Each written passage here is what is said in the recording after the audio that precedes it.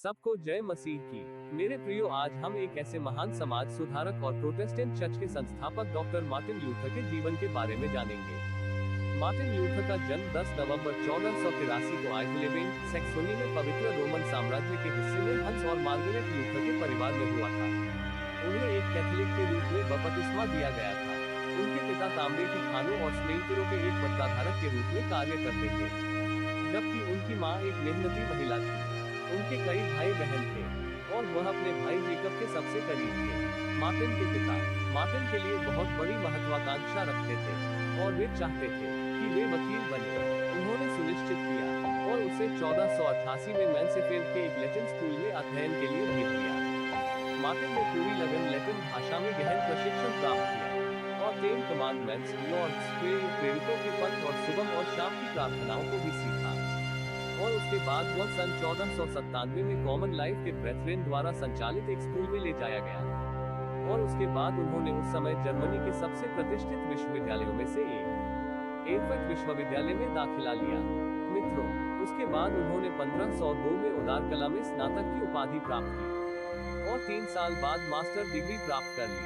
वे अपने छात्र जीवन के दिनों के दौरान ऑकहम के अरस्तु और विलियम के कार्यों से बहुत ही प्रभावित थे।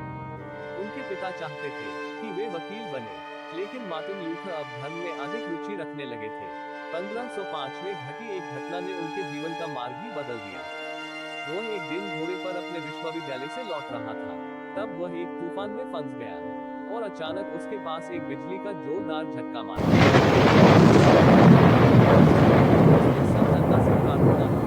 और एक भिक्षु बनने की कसम खाई और उन्होंने विश्वविद्यालय छोड़ दिया, अपनी किताबें बेच दी और एर्फर्ट में एक ऑगस्टिनियन क्लोस्टर में प्रवेश किया। इस कदम ने उनके पिता को बहुत प्रभावित किया और अपना पूरा जीवन धर्म को समर्पित कर दिया और उन्होंने सन 1507 में एर्फर्ट विश्वविद्यालय में धर्मशास्त्र का अध्ययन शुरू किया। उसी वर्ष उन्हें पुरोहिती के लिए नियुक्त किया गया और वह अगले वर्ष वेटनबर्ग में ऑगस्टिनियन मठ में स्थानांतरित हो गया और 1508 में बाइबल के अध्ययन में स्नातक की डिग्री प्राप्त की और 1509 में पीटर लोम्बार्ड द्वारा सेंटेंस में एक और स्नातक की डिग्री प्राप्त की और उसके बाद उन्होंने 1512 में डॉक्टर ऑफ थियोलॉजी हासिल करने के लिए अपने धार्मिक अध्ययन को आगे बढ़ाया। वे जल्द ही विटनबर्ग विश्वविद्यालय के धर्मशास्त्र संकाय में शामिल हो गए।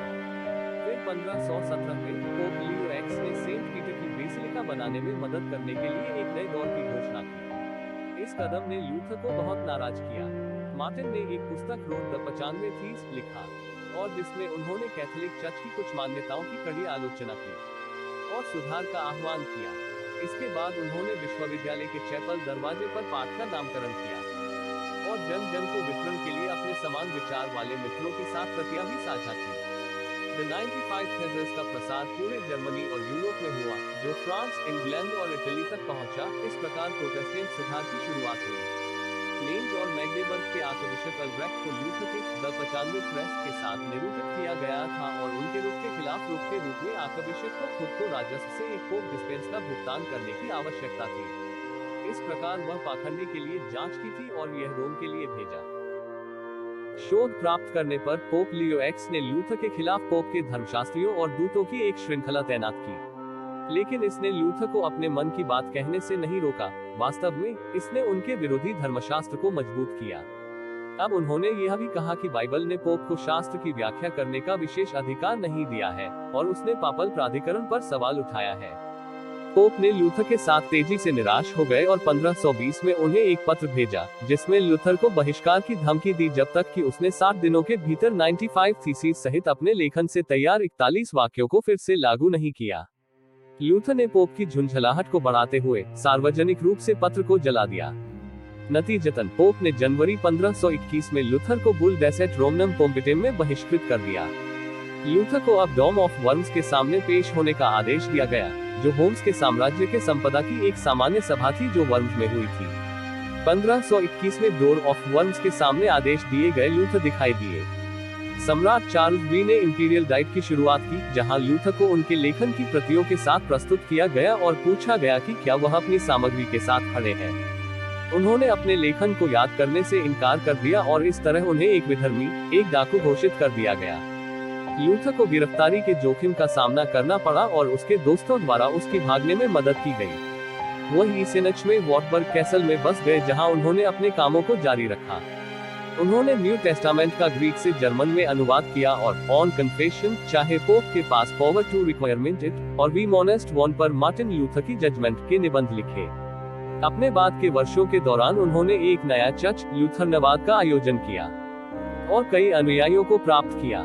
1533 में उन्होंने यूनिवर्सिटी ऑफ विटेनबर्ग में धर्मशास्त्र के डीन के रूप में सेवा करना शुरू कर दिया, एक पद जो उन्होंने अपनी मृत्यु तक धारण किया। मार्टिन ल्यूथर को प्रोटेस्टेंट रिफॉर्म को उभारने का श्रेय दिया जाता है, जो रोमन कैथोलिक चर्च को सुधारने के प्रयास के रूप में शुरू हुआ था।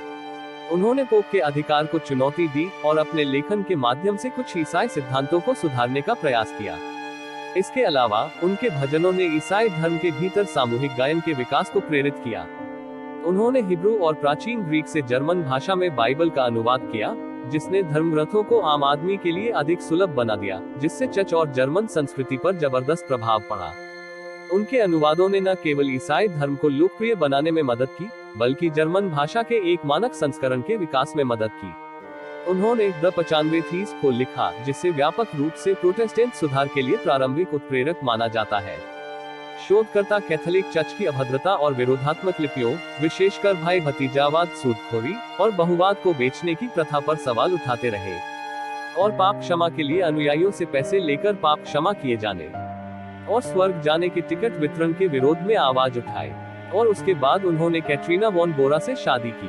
वह उस समय 41 साल के थे और शादी करने का उनका फैसला कई लोगों के लिए आश्चर्यचकित करने वाला था। यूगल के विवाह ने प्रोटेस्टेंटवाद के भीतर लिपिकीय विवाह की प्रथा के लिए एक मॉडल निर्धारित किया।